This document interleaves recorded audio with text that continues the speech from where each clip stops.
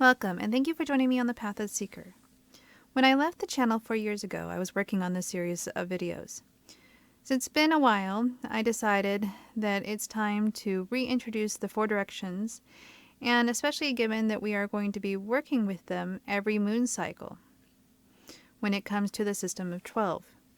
While this is a series that focuses on the 7 directions of the medicine wheel, I admit the 4 directions are the most relevant. That would be east, south, west, and north.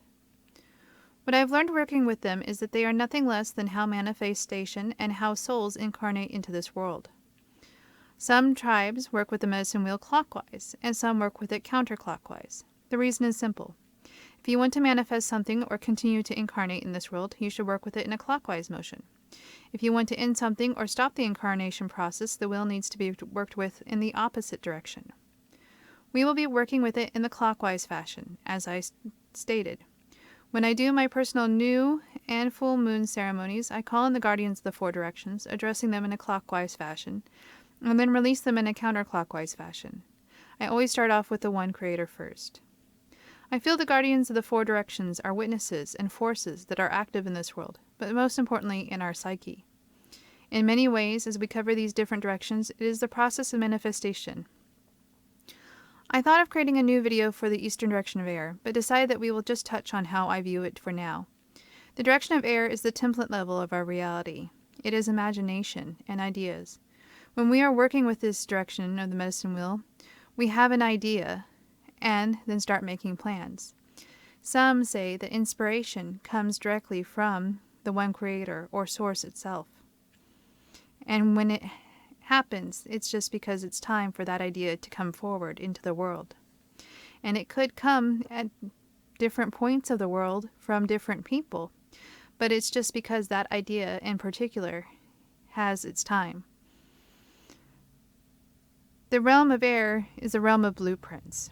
It's not something that ever really takes physical form.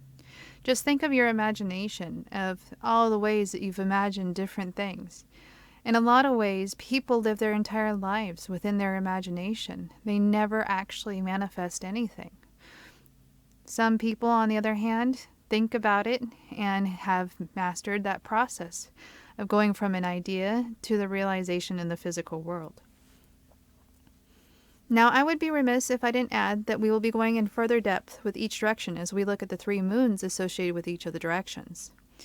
However, I've decided to finish out this series because it is relevant to what we are currently studying, and there are far fewer of these than the 13 moons.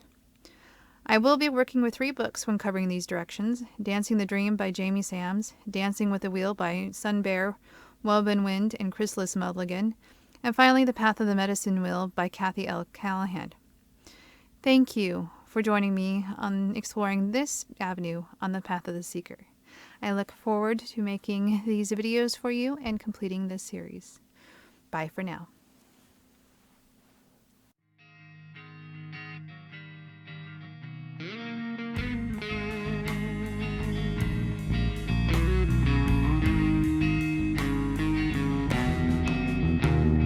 Stand by, true to me,